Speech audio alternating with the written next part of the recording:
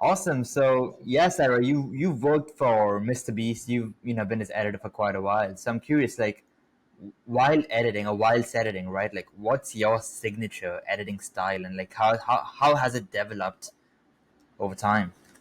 Yeah, I think the interesting thing about being an editor is you can have your signature style all you want, but if you want to work with clients, you have to match their style. So, me myself, the one element I try to keep with everything is my storytelling.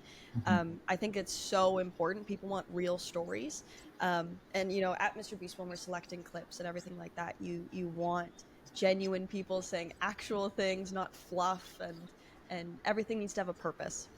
So I Hmm. think that's my constant throughout. But as far as style, like it changes so drastically. I've Right. edited for museums, I've edited for YouTubers. Like those are two very different things. Um, so yeah, it constantly changes.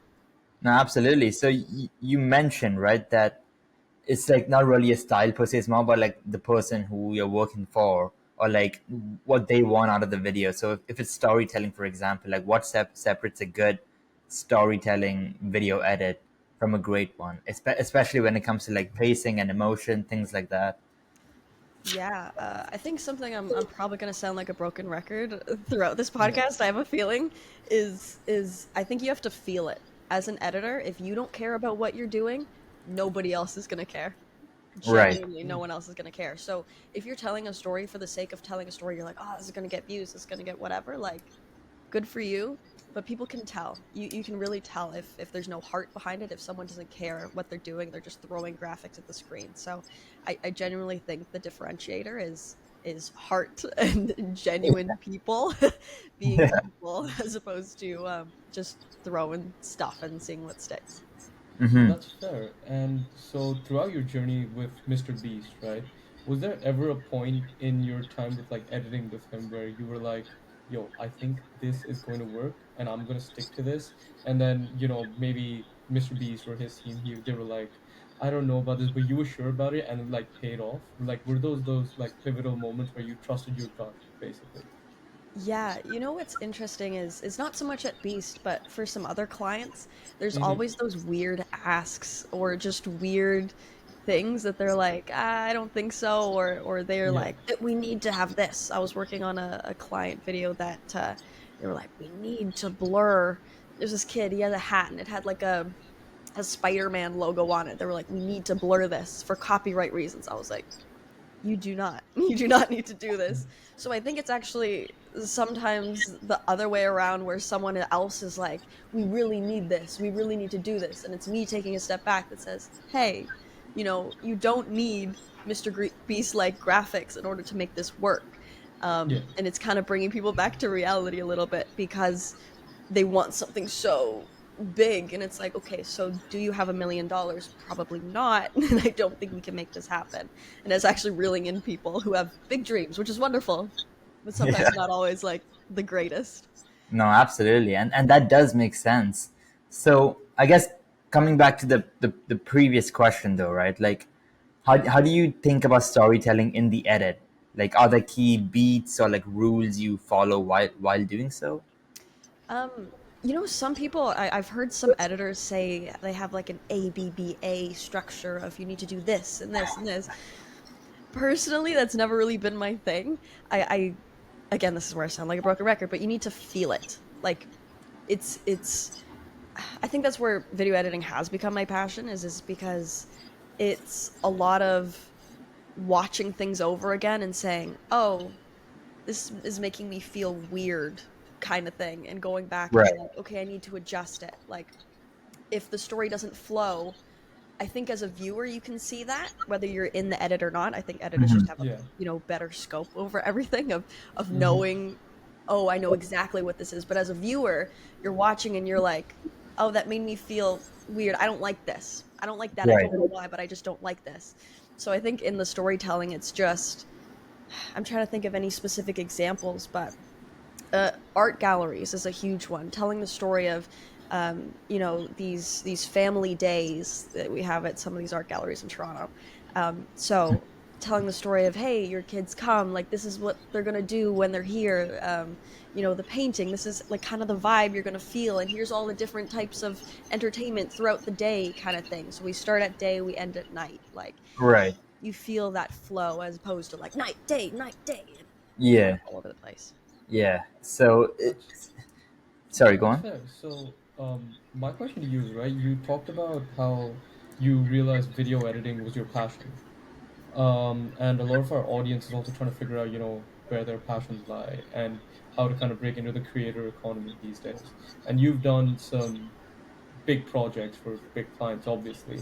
So take us back to the start and tell us how you started off as an editor, but then also how did you know that, boom, video editing is where I fit into this whole scope of things. Yeah, that's a great question, honestly. I think the classic answer I've heard a lot of editors say is high school. I don't know about you guys and when you kind of started doing this thing and noticing, Yeah. but it was a lot of like a comtech class and like a graphic design Mm-hmm. class. I was like, oh, okay. Then you make a couple of things and people are like, this is good. And then that fuels your ego a little bit and you're like, oh, I like this. I'm good at this. I can do this.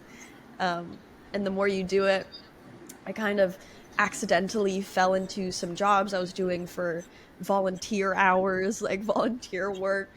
And then a client I was getting paired with was like, "What's your rate? Like your going rate for editing?" And I was like, I answered the wrong way. I was like, "Oh, I thought I was doing this for free," which is the thing you're never supposed to say, Yeah. literally ever. But he was so kind. He goes, "No, I'm gonna pay you. Like this is the rate I think you should start at," and kind of, took me under his wing that way and taught me so much.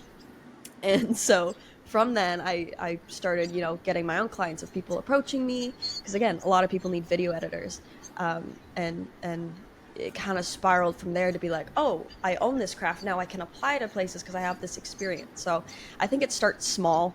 Start with your Right. community, like, hey, father, mother, sister, brother, do you need a video? You know, make your own stuff. If you're passionate about, like, do what you guys are doing, which is like, I'm Yeah. really passionate about the creator space. So I want to put something out in this. And now you have a Mhm. whole repertoire of content, of things that you've been doing. And once that's on your resume, you have experience. There's besides a computer to edit, which you can even go to the library and do, and a software to do it, or your phone. In all honesty, a lot of people still edit on CapCut. So Yeah. Yeah. that's your barrier to entry. But other than that, you can get experience just by tapping your little phone. Heck yeah. No, absolutely, man. And so you started like just trial and error and just started dabbling into it, and then you really liked it. So I'm curious because I edit my second channel videos, and it's frustrating sometimes. Like when I can't implement what I'm thinking in my head, I feel like taking my keyboard and breaking it across my desk. Hmm. So I'm curious, like, what do you do in situations like that when you have an idea in your head, but you have a hard time implementing it on Premiere Pro or After Effects or whatever you use? Like, what's that like? Yeah, I got two options for you. You can either stay frustrated or you can go to bed. Like, go to bed. If you have time, go to bed. Wake up. Look at it different. It's a game changer. Like, go get Right. coffee, go get something, come back to it. Because at least from my experience, if you stay there and you stay frustrated, you're not going to solve anything. There's not going to be that big breakthrough. Like, you're Yeah. just going to keep getting frustrated. So get a coffee, text your friends. That's a good one too. Text them, be like, this is not working. What do you think? And people have wonderful ideas. We're all consumers of this content. We all know what we like and what we don't like, even if you're not putting words to it. Someone Right. who's even not in the space can be like, hey, I don't like this. This lasts too long. And you'd be like, oh, so I need to cut it shorter by a couple of keyframes or something like that, whatever your jargon is. And you can kind of translate it. So yeah, go to bed, take a shower, like ask your friends, come back, and you'll be refreshed enough to continue. Absolutely. I Absolutely. love it. You're saying basically kind of like reset, look at it from a different perspective because I've made a few videos and most of them have been on my phone, right? But I remember the very first one that I posted, I spent and it's like a 60-second video on Instagram, so it's not that long, but I spent a week editing it because I was like, I don't know if this is like long enough. I don't know if this is short enough. I don't know if the music is matching the video. Like, so, and then I realized that it's just a matter of like how many people are going to see it again. Like, they'll see it once, probably forget about it because everyone's so addicted on just like the whole scrolling aspect of it, right? Hmm. Mhm. So, a big part of like, I think video editing is also hooks and kind of evoking emotions within those 30 seconds, which makes it like last longer. What do you say about your editing style where you're like, okay, I think I evoke these kind of emotions and this is how I'll do it? Like, how do you think you kind of inculcate that into your video edits? So you mean as far as hooks and stuff like that? How? Hooks and like connecting with your like consumers of Or content, like, basically. I think what Shrey is, are you asking if the, it's like, how do you build like emotional arc in a piece of Yeah, content? yeah, Okay. yeah, Mm, yeah. that's super interesting. And the thing is, it's constantly changing for Mm-hmm. hooks and building emotion and stuff like that. Like, we had the whole beastification for a long time where it's like, what's up, guys? Today we're going to do this, blah, blah, blah. And people really liked that for a long time. And a lot of people still do. But some people have a little bit of fatigue from that. So it's a matter of, changing up to match your content also. I think you need to be super aware of who's consuming your stuff. Is it children? Is it the business owner who just wants to learn something in 60 seconds or less? Because your energy is going to be very different for those two groups. Right. um and I think your content and energy should match, like whatever you're trying to emote and hook them with should match whatever that is. So it's hard to say exactly Right. part, but it'll change so drastically. Absolutely. And I think we both can agree on this, or all three of us could agree on this, because even at VidCon, for example, there were entire panels just based on the first 15 seconds of a video about like what to do, how to do it. And Mr. Beast has been like the prime example. Mr. Beast, Eric, all these different high retention video creators have been the prime example of that. So I totally agree that things are changing, and it's like very intriguing to see. Yeah. But yeah, but I'm curious though, right? Like now we got like new channels coming up, some more raw and authentic, some more like beastified channels, Hmm. like boom, boom, boom, boom, boom. Yeah. So I'm curious, right? Like, what are some of the biggest mistake editors make when they're trying to improve retention? Even though if you're not an editor and just a content creator editing your own videos, like, what are the biggest mistakes you see when they're trying to improve retention? I honestly, the biggest mistake I've seen is people thinking they have to be Mr. Beast. That's the biggest thing, because that's great. Like, it's awesome working in that content. Like, it's really cool, but you don't have to be him to start. Like, Right. that's millions of dollars feel funded into that. Like, you I don't want to say you cannot be that, because of course you can be anything, but I wouldn't recommend starting there or trying to Yeah. be that. You don't need a million graphics. You don't need uh, 3 cuts a second. You know what I mean? You don't Right. need that. That's not what's going to make you big and famous and the best person ever to watch. It's going to be you and what you have to provide. So I think it's people focusing on, this is weird to say as an editor, but people focusing on production quality is their biggest downfall sometimes, Right. because you're trying to be perfect out of the gate as opposed to trying to figure out how you can deliver value to your audience. And I think everyone needs to start there of like, you guys, taking you as an example too, like you guys talking about the creator economy and talking to a bunch of different people to understand what's going on and who your audience is, and providing value for yourselves too. I'm sure you guys are just curious people, wanting to get all these answers, but so is your audience. And so you're providing that value of talking to industry professionals, to them. So yeah, focusing on value is key. Focusing on value. I love that. Uh-huh. And yeah, I feel like I think everyone who started a YouTube channel is guilty of trying to be like Mr. Least essentially at the end of the day. Yeah. Because you're trying all these different things to like be like him with like, I've tried it, 3 second retentions, Yes. graphic memes, zoom ins, bomb blasts behind, and all these different things that it doesn't really work. It never worked in my favor personally. I Yeah. feel like it worked for Mr. Beast because he's built that rapport with the audience over time, Yeah. and he's got just a larger audience for the time being. So um, yeah, I guess that leads me, like, are there specific things that editors use to like spike watch time and engagement? Like, are those jump cuts, L cuts, zooms, motion graphics, all that stuff? Like, is that like relevant in today's day and age for the creators? Yeah, this just sounds so contradictory to what I just said. But Yeah. yes, like zooms and stuff like that do help. I think it just depends how you use them and making sure you're using them to enhance a point. Hmm. I worked with this creator for a little bit, Daphne Debat. She's a model in New York, a super wonderful person. I do recommend checking her out on YouTube. But that's what we did for a lot of her shorts. Is we would have those zooms, but it doesn't need to be quick necessarily unless it's emphasizing a point. Like if she's saying something and you're like mic drop, like that's when you have the zoom. You know what I mean? Like when it's emphasizing something she's saying, that 100% helps retention and cutting cameras does help retention. Like if we're staring at the same person, like unmoving for the whole time in one spot, that's cool. But we do know that people have shorter attention spans, so those things do help. I think you just need to use them sparingly.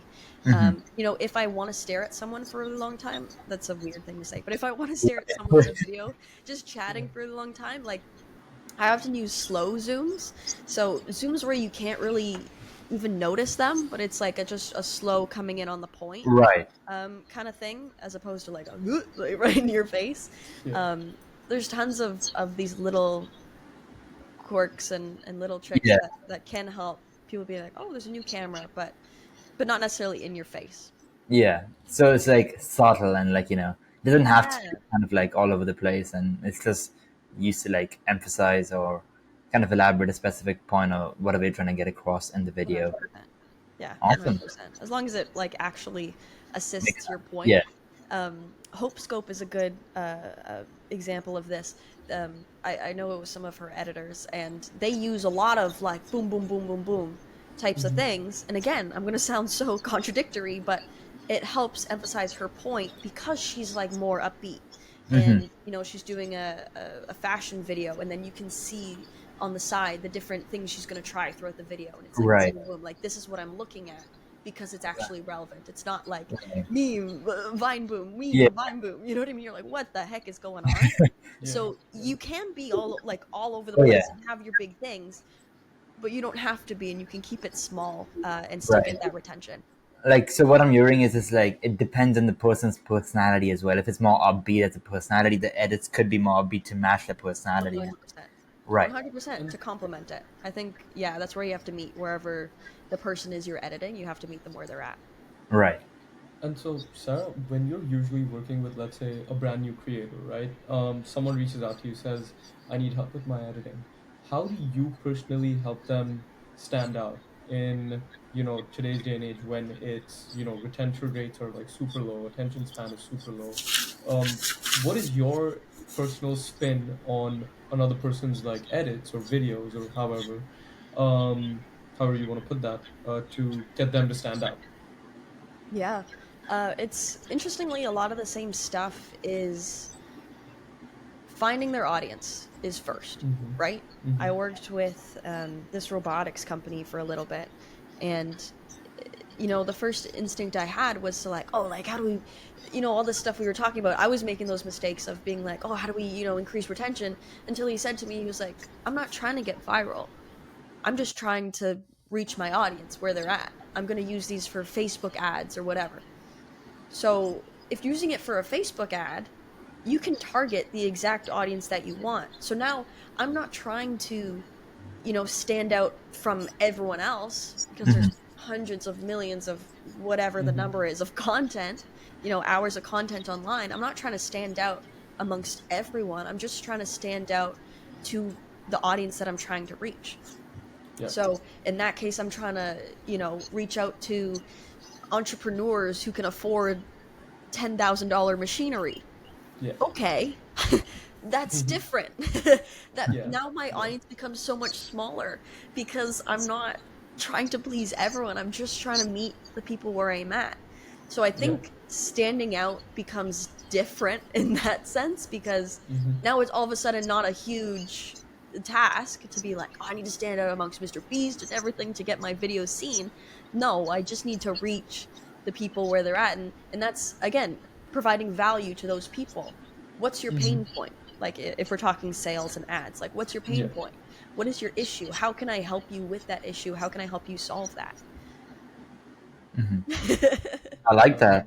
Yeah. So it's like And really understanding your audience and how to stand out not to a broader audience, but like to stand out in your niche. Yeah, yeah, yeah, basically niching down, which is super important, right? Because more than just like shooting randomly and hoping one thing sticks, you're like trying to take targeted approaches to everything, and that's yeah, obviously kind of cutting down everyone's time. It's a lot more efficient, right?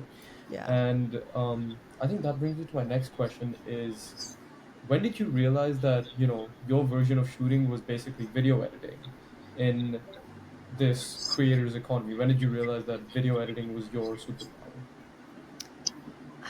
Amongst everything else, you know Yeah. what? It's such a constant thing because as a video editor, I'm so sorry. Do you hear my Discord notifications going off? Is Yeah. that? I Oh my bet. Yeah, god. but that's fine. Yeah, you're good. I'm just trying to figure out how to mute that. I'll figure that out on the side. I apologize in the Yeah. meantime. No, you're good. Um, sorry. The question was video editing amongst everything. I Yeah. think, Yeah. weirdly enough, in today's day and age, video editors, you can't just be a video editor. You have to Mm-hmm. be, in tune with YouTube in or whatever your niche is. You have to be in tune with the strategy and the trends and everything else, because that's going to inform your content, right? I wouldn't be talking to you guys if I didn't know a little bit about, strategy and Right. just like talking about it together of like, oh, this is why I do this. Like a little bit, you need to be in tune with everything there. Um, so I think the funny thing is I fell into video editing because I love everything else. Also, I love graphic design, and you need those skills. Like if there's been so many times when a client's like, I need my logo in here, and their logo is 3 pixels tall. It's like, okay, so we need to remake your logo now Yeah. in a bigger format so it fits on like a 1080p screen. We need Right. to keep figuring these things out, and solving these things along the way. And I get to do a little bit of everything while I video edit, which makes me like the whole package. I love that. So That's like you've like I think with content in general, right? Initially, as a creator, you're not gonna have any money to actually pay an editor or find an editor. You're gonna have to start everything by yourself. Yeah. At least from my personal standpoint, I've done that. Um, so I feel like you have to learn everything by yourself initially to kind of pass it on to your editor to do it for you later down the line when you do have the money. Mhm. So and I'm curious, Sarah, like what's been your proudest project so far? Like, what's the biggest project you've done, which you love? Yeah. It's actually so awesome you're asking me this now, because it just came out. Oh my goodness. oh wow. I What's worked on this Beast video for so long and I wasn't able to talk to anyone about it. Wait, was it NDA. this one? Yeah, so that's Oh, that was Oh, one of that's my big. favorite that's so videos. sad. Oh I wow, that's know. big. You Oh were my god, I editing was that entire thing? devastated. I was uh, devastated Yeah, for I so heard about long. the Um, trainer, yeah. yeah, Rest me in too. peace. Yeah. Shout out, coach. Yeah, shout out Coach Yeah. Wall. Yes, that Um, was such a big. And was that like a 1 year video, like 200 days, right? This one. yes, yes, Yeah. that's the one. I'm sure Yeah, they'll change the thumbnail at some point, but yeah, yeah, that's the one.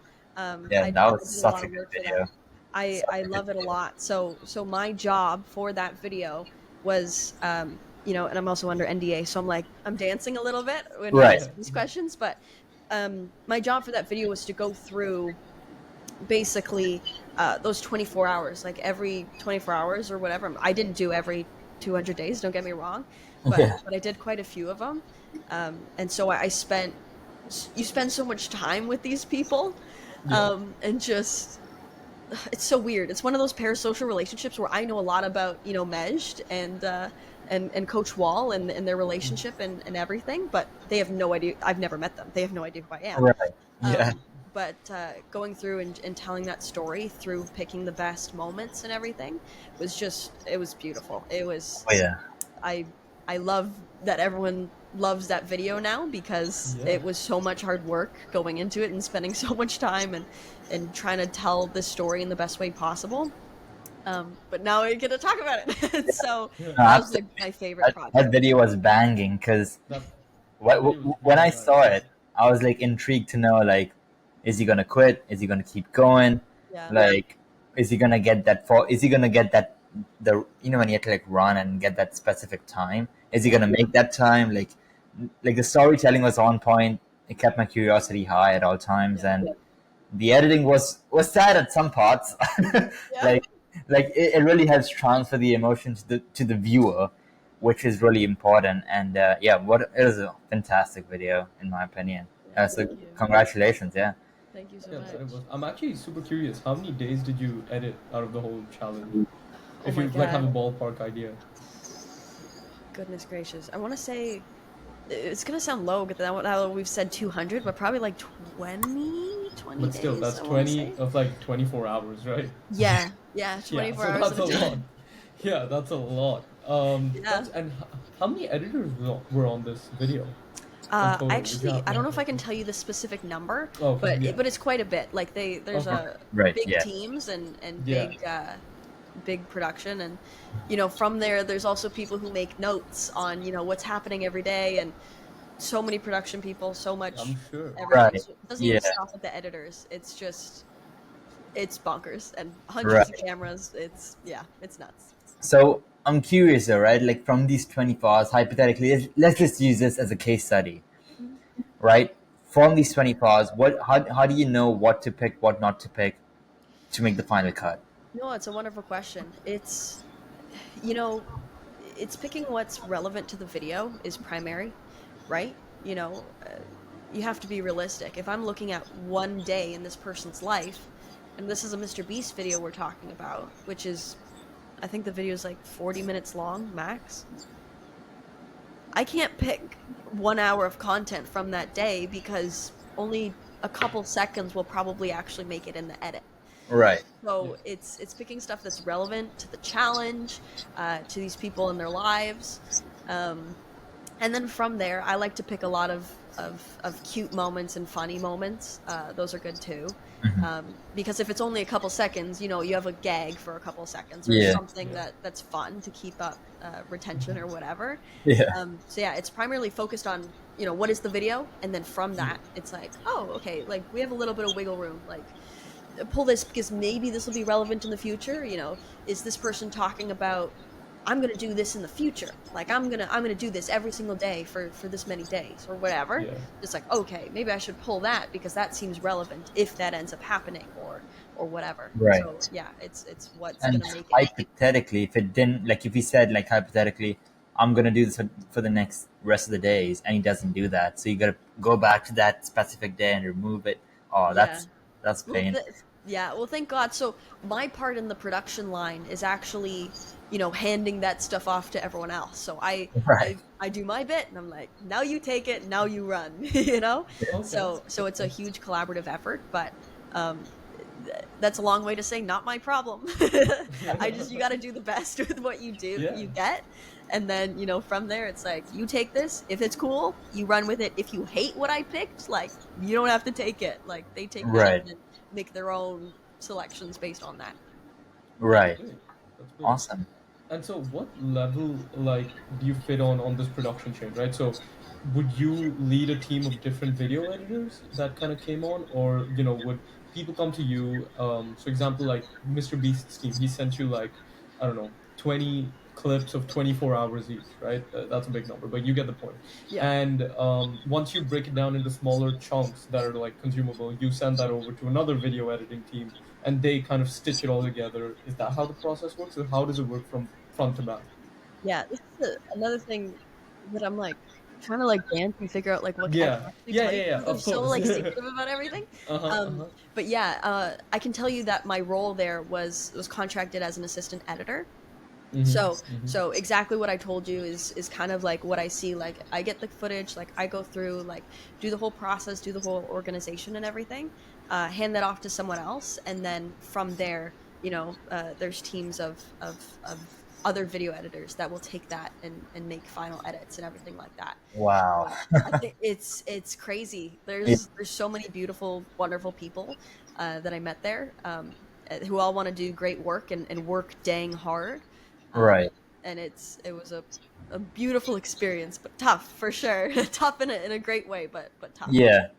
It's It so must cool have been to fun. see, like, Yeah. it's Yeah. so cool to see, like, as a creator, you can literally build such a big business, like, getting so many people their dream jobs, like, doing what they like to do. And it's so cool to do that. And Yeah.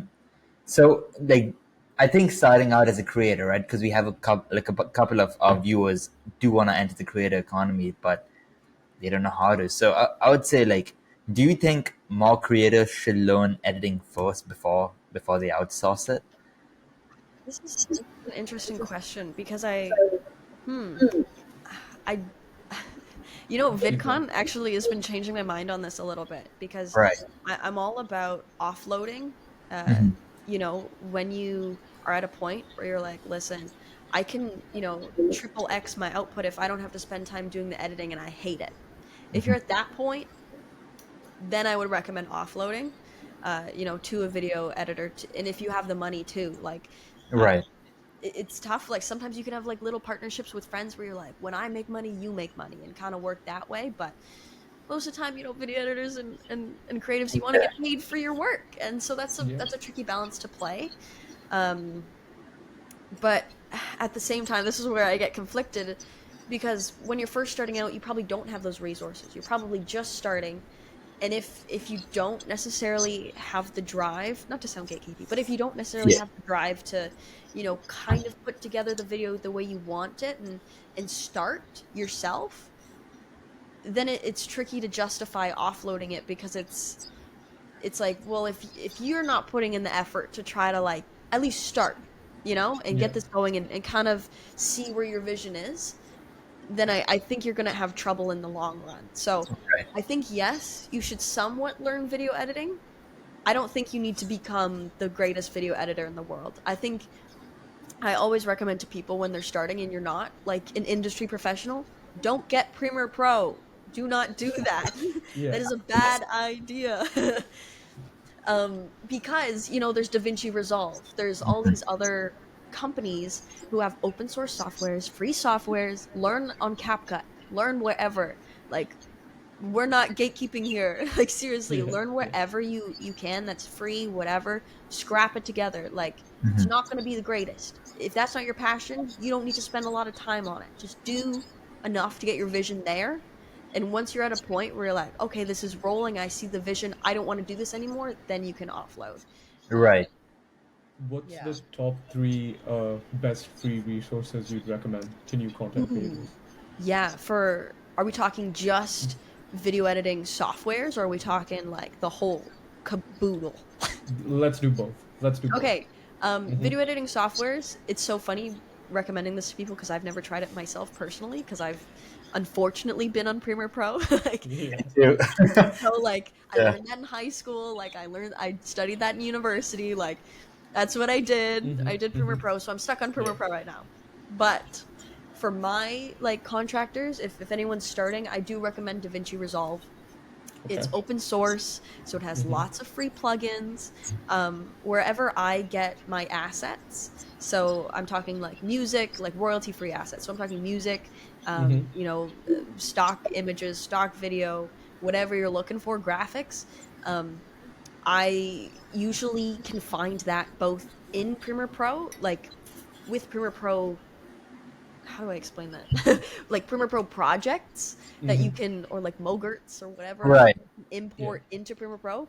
But they often also have that for DaVinci Resolve or For your free. Final Cut or whatever.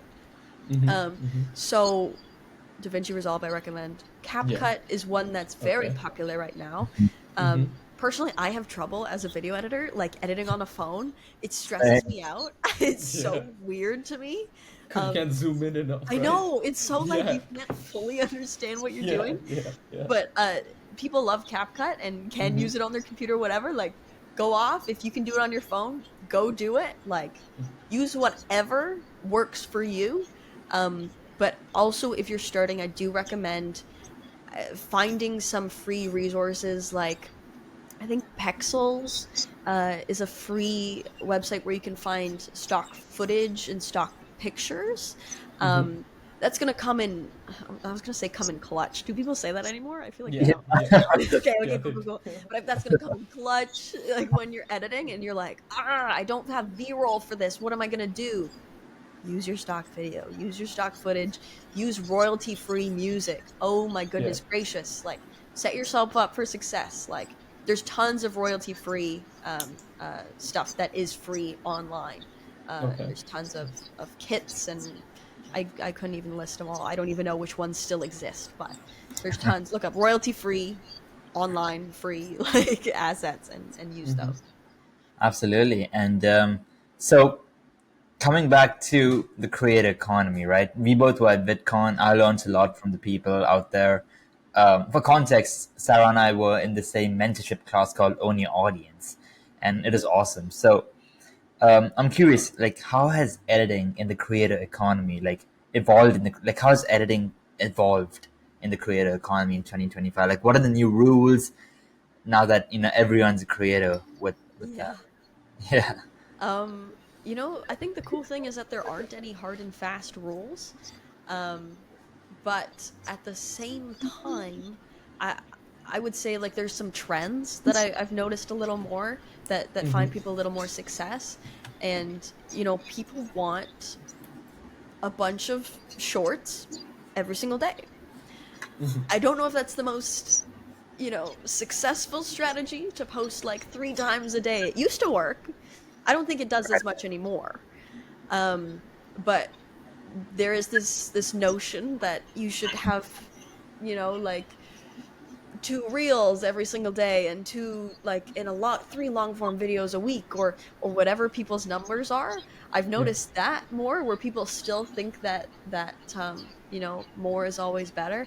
In my personal opinion, um, I think that reels are important, and they're actually more the requests that I've been getting lately as opposed to long form videos, which is interesting. That's a new trend in 2025. I Right. believe is people wanting more shorts, like shorts, reels, whatever you call them, TikToks. Yeah. Like, that's the priority.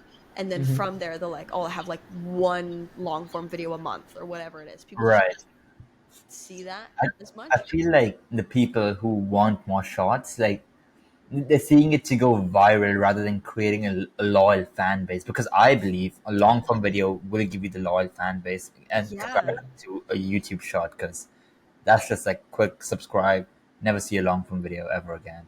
Well, no, 100%. And there was this other I actually was watching I'm sure you guys watch the Colin and Samir podcast. I'm Yeah, sure. yeah. I'm really confident.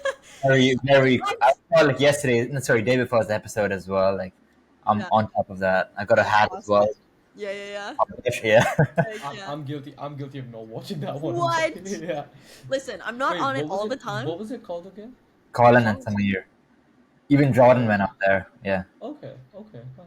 I look haven't heard into that. it. No. I think Yeah, it I would will. I I will. think it would tickle I'm your more. I'm fancy. more like Modern Wisdom, Diary of a CEO. Those are the ones that I Okay. primarily listen to. But yeah, I'll give this a shot. I'll give this a shot. Okay, okay, okay, Yeah, okay. yeah, yeah, yeah, Okay, I'm not gonna lie to you. I'm also a little yeah. bit guilty of like knowing that they're really big, but I'll watch it every Hmm. so often, kind of thing. Yeah, But yeah. the one podcast that I did listen to, the episode I listened to very recently, actually, I think they were talking to the founder of Patreon. Um, Right.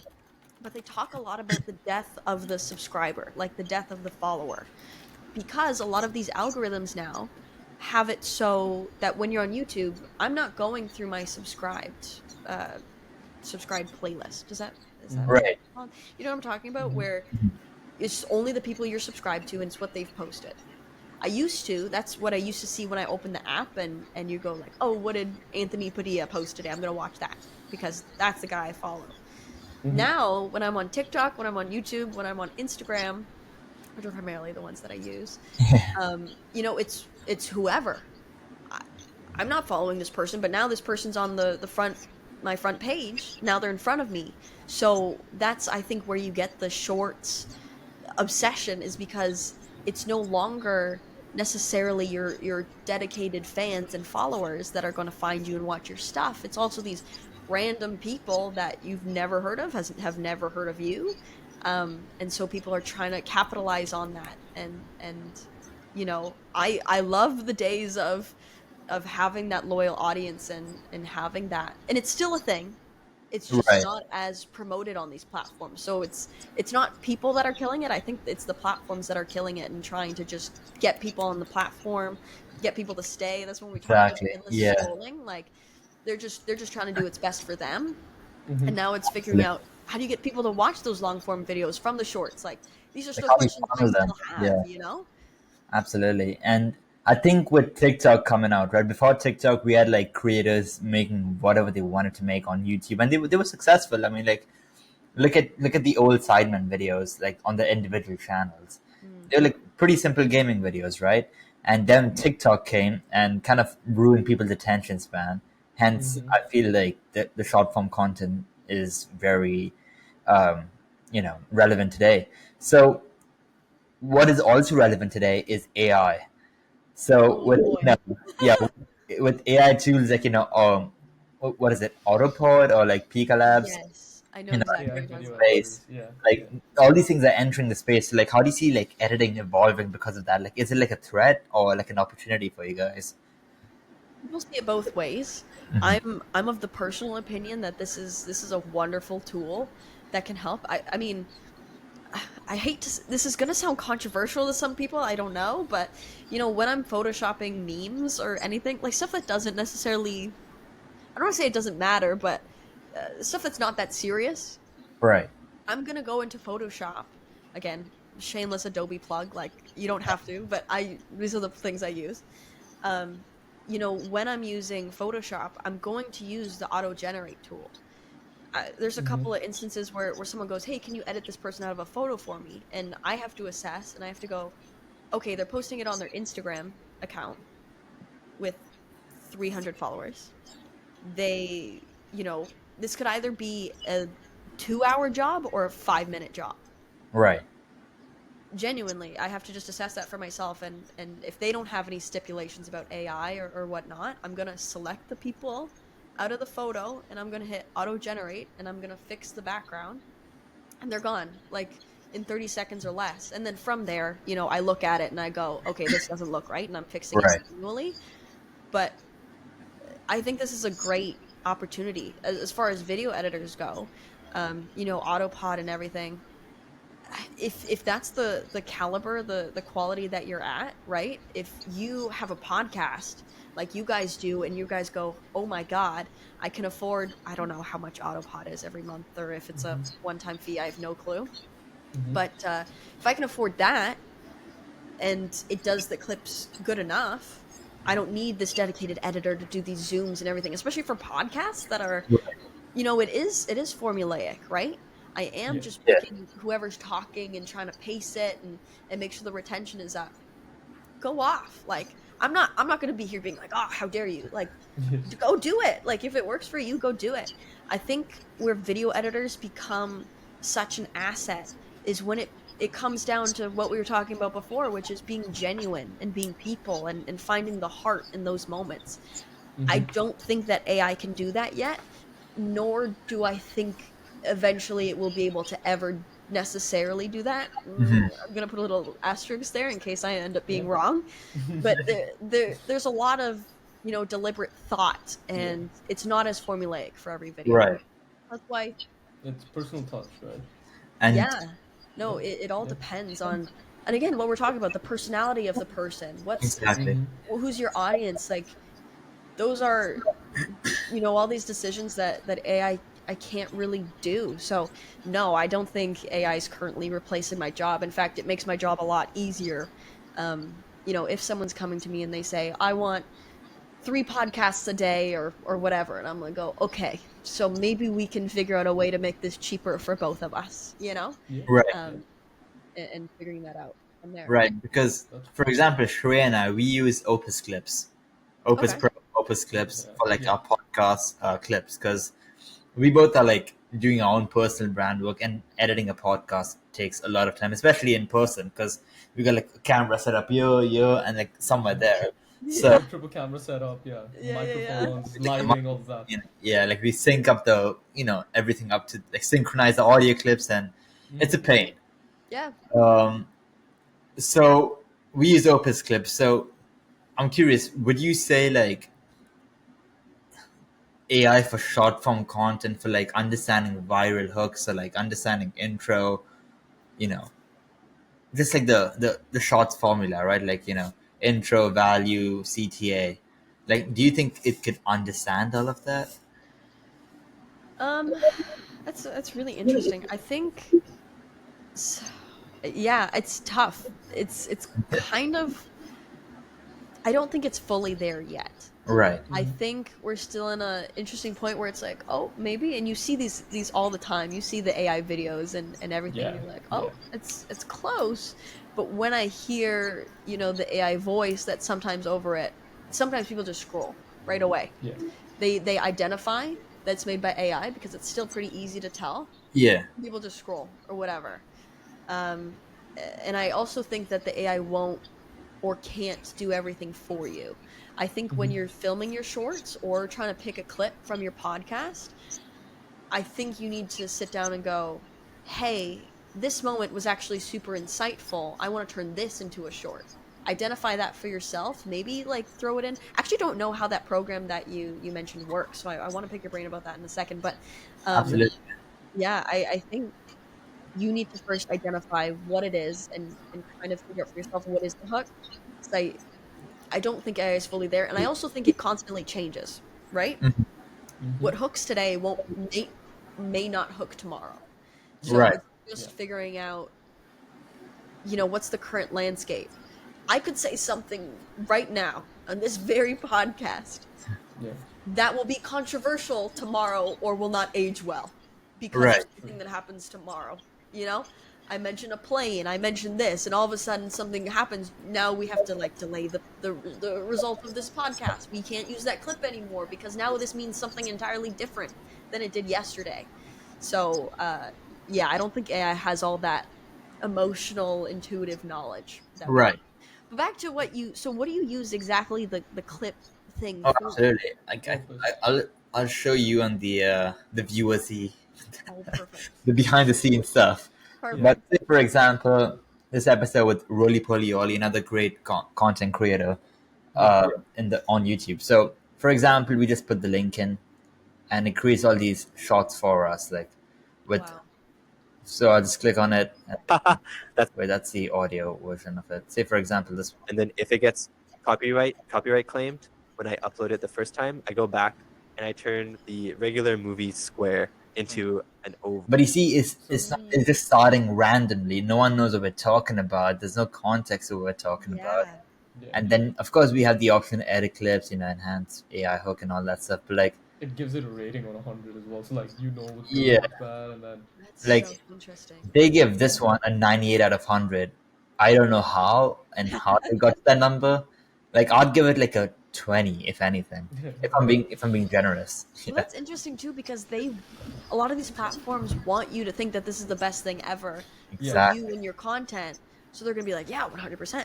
This is 100% the best thing you should post because we're so great, right?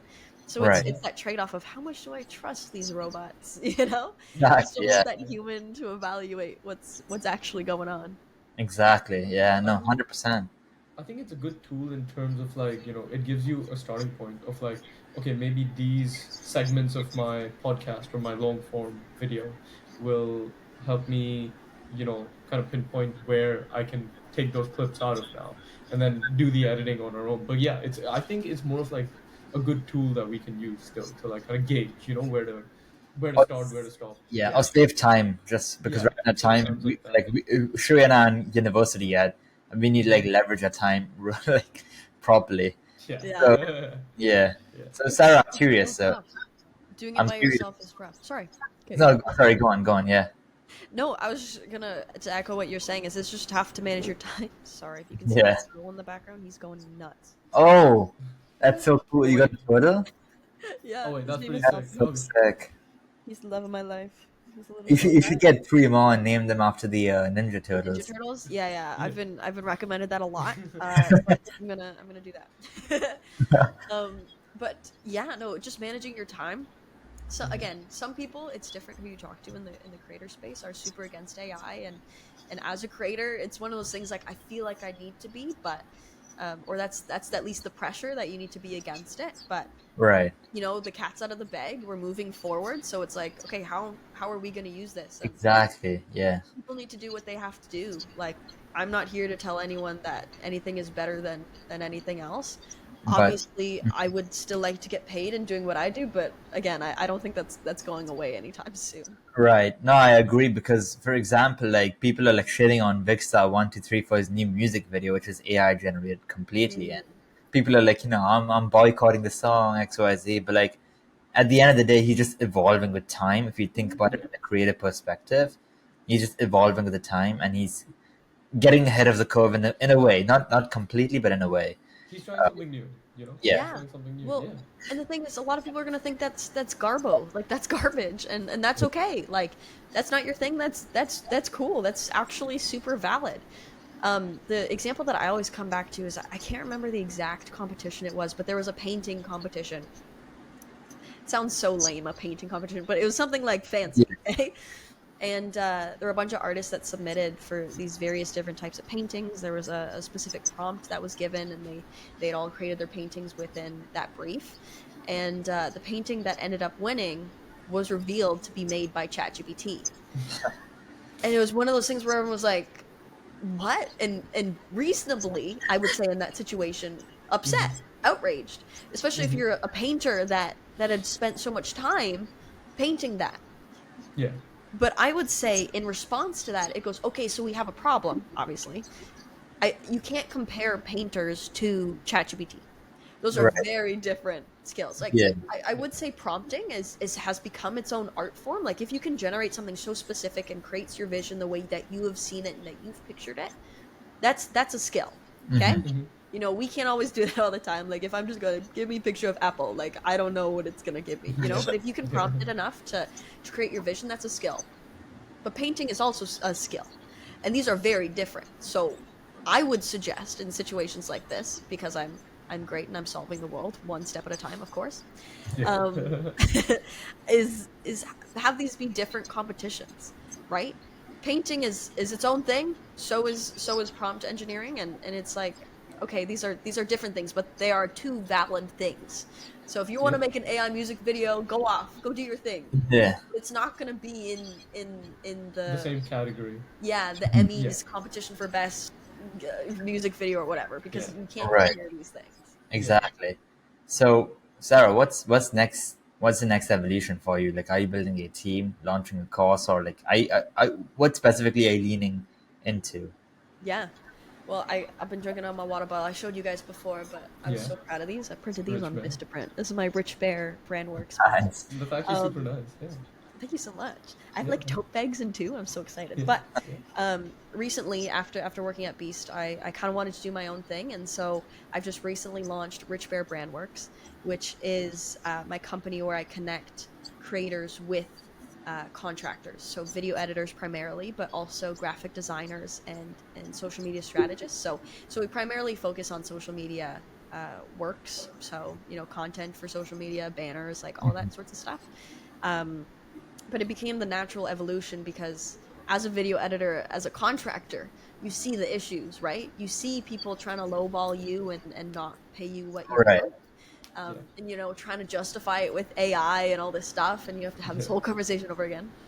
And I've also seen it from the client side where it's I want to pay someone, but at VidCon I talk to people who their video editors quit mid-project, and it's like, holy, that's not how that's supposed to work.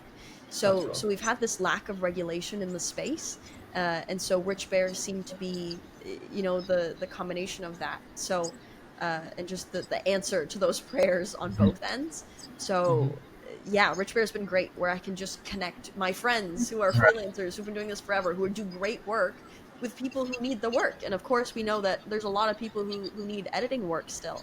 So yeah, that's been That's been my 9 to 5. That's been what we've been Nice. working on, doing the contracts and all that stuff and getting that launched. That's been And, all of my day. That's how great. can people find your work or your website? Yeah. It's richbear.ca. Go Canada. Okay. You know what I'm saying? Yeah, yeah, yeah. So yeah, go there. We have a portal there that people can book appointments as clients. You can book a free discovery call, or you can just email me. It's info@richbear.ca. If you have any questions, anything like that. Yeah. If you're a freelancer who wants to be on the roster of contractors and we can Mm-hmm. find you work, or if you're a client who needs, social media help, like we're there to be the answer to all the prayers. That's my little plug. That's great. No, quick little Yeah. shout out, right? Yeah. Yeah. Thank you. But what do you guys Of what are you course. guys doing next? Now that I have you guys. What's your next So evolution of the pod? So the podcast is going to continue growing with just getting more guests on, learning from their stories, creators, business owners, people who are on the up and coming.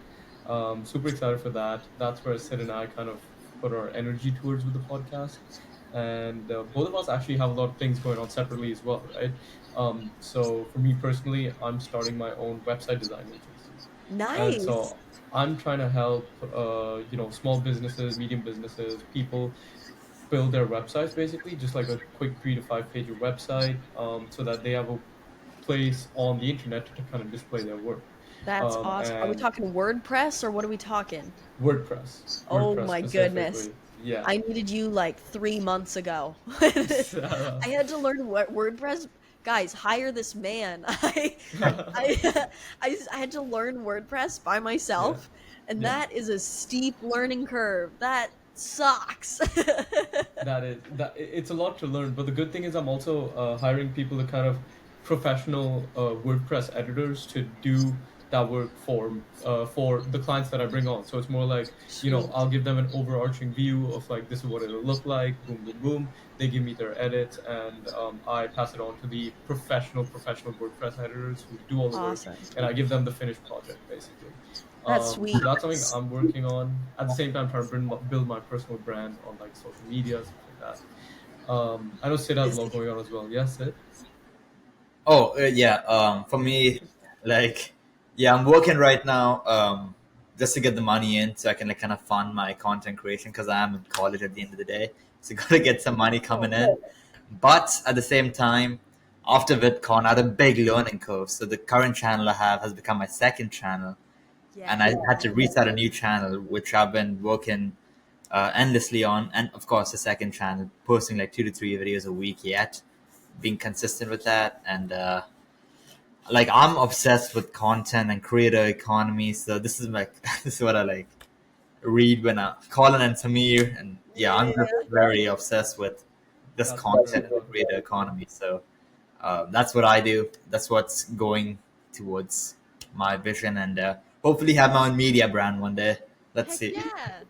Yeah, Listen, there's always a space at Rich Bear if you guys ever want to lend your resources or would like to take advantage of the resources, of course, We because really this appreciate that. you need a team. Like you genuinely need and friends who are so talented at things like oh my god WordPress, like oh my god like knowing the creator economy and studying it 24/7. Like Yeah. it absolutely. Yeah, it takes a village to do anything. absolutely. I couldn't agree more. And Sarah, if like wait, let me just end this podcast and then we can talk a bit after.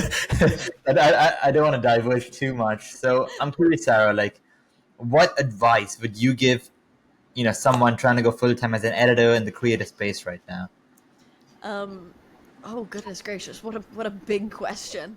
Um, Yeah, be believe in yourself. Number one, if you keep looking sideways and see like, oh, they can do the effects that I can't, like they can do this. I've seen everyone, and you get drowned in that, like you're gonna get overwhelmed. Like look ahead, keep practicing, keep doing it. Take advice well, like take criticism well. Um, People aren't gonna like your edits. I once had, sorry to ramble at the end of the pod, but I once had this client who came back and said, "Hey, your subtitles suck." And I was like, "What are you talking about?" They're like, "Your subtitles suck because there's a play bar in front of them." And I was like, you mean the play bar at the bottom of the video because you didn't move your mouse away from the play bar? And they were like, yeah.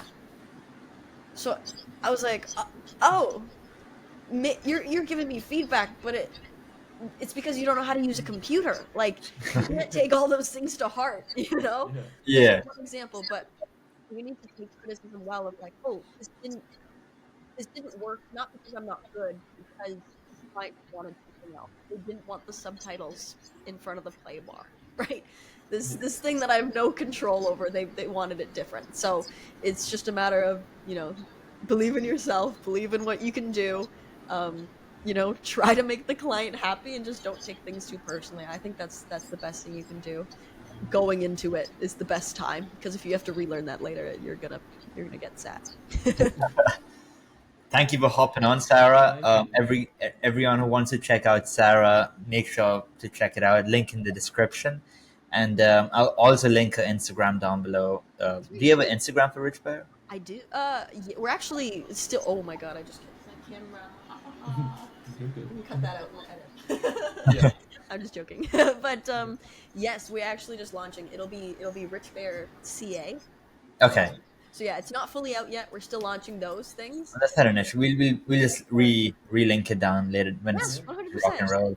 But thank you for coming on. Much you. appreciated, and super glad to have connected with you at VidCon. Yeah, 100%. Yeah, Thank you both super nice so to meet much you, for Sarah. everything. Awesome. Yeah, no, super nice to meet you, Sarah. Thank you so much for hopping on. But anyways, we'll see you guys in the next one. Okay, you want to stop there?